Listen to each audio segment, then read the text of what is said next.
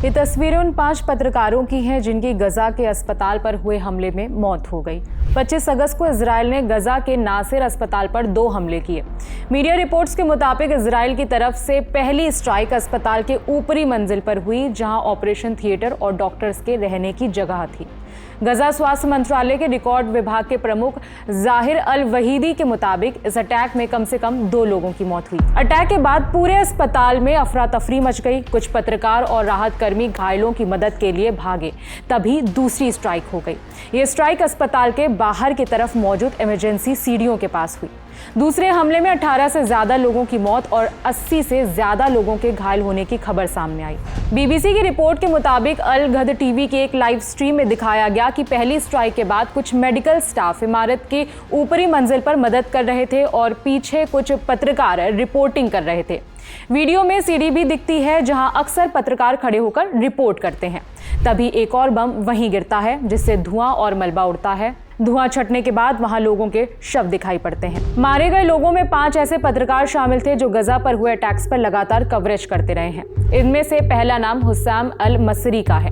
Husam Reuters के लिए cameraman के तौर पर काम करते थे। रॉयटर्स ने बताया कि वो अस्पताल पर हुए पहले हमले में मारे गए जब वो रॉयटर्स के लिए लाइव टीवी फीड चला रहे थे। दूसरा नाम 33 साल की मरियम दग्गा का है। मरियम एपी यानी कि एसोसिएटेड प्रेस के साथ फ्रीलांस जर्नलिस्ट के तौर पर काम करती थी। वो अक्सर इसी अस्पताल से रिपोर्ट किया करती थी। एपी के एक सीनियर एडिटर एबी सिवेल ने बताया कि मरियम का एक छोटा बेटा भी है, जिसे युद्ध की शुरुआत में गजा से बाहर निकाल दिया गया था। हमले में मारे गए तीसरे पत्रकार हैं मोहम्मद सलाम। अल जजीरा और मिडल ईस्ट आई के लिए काम करते थे। अल जजीरा के मुताबिक वो अपनी साथी पत्रकार हाला असफौर से शादी की तैयारी कर रहे थे। दोनों युद्ध विराम यानी कि सीज फायर के बाद शादी करने वाले थे, लेकिन उससे पहले ही यह हादसा हो गया। इसके अलावा मिडिल ईस्ट आई के साथ काम करने वाले अहमद अबू अजीज की भी इस हमले में मौत हो गई। 5वें पत्रकार हैं मुआज अबू ताहा, जो कई न्यूज एजेंसियों के साथ काम करते थे।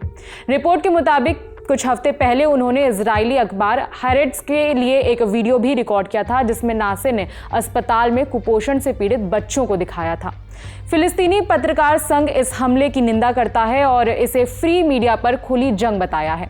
संघ ने कहा कि इजराइल इन हमलों से पत्रकारों को डराना चाहता है ताकि वो अपने पेशेवर कर्तव्य ना निभा पाएं। पत्रकार संघ के मुताबिक हमास के खिलाफ 7 अक्टूबर 2023 से शुरू हुई इस जंग के बाद से अब तक गजा में इजरायली हमलों में 240 से ज्यादा पत्रकार मारे जा चुके हैं। हमले में रॉयटर्स के हुसाम अल मसरी की मौत के अलावा पत्रकार हतैम खालिद के घायल होने की भी खबर सामने आई है। अपने पत्रकारों पर हमले को लेकर रॉयटर्स के प्रवक्ता ने कहा कि हम अपने कॉन्ट्रैक्टर हुसाम अल मसरी की मौत और हतैम खालिद के घायल होने की खबर से बेहद दुखी हैं। हम और जानकारी जुटा रहे हैं। साथ ही गजा और इजराइल के अधिकारियों से आग्रह किया है कि हतैम को तुरंत मेडिकल सहायता उपलब्ध कराई जाए। वहीं इजराइल के प्रधानमंत्री बेंजामिन नेतन्याहू की तरफ से आए बयान में कहा गया कि इजराइल को गजा के नासिर अस्पताल में हुई दुखद घटना पर अफसोस है।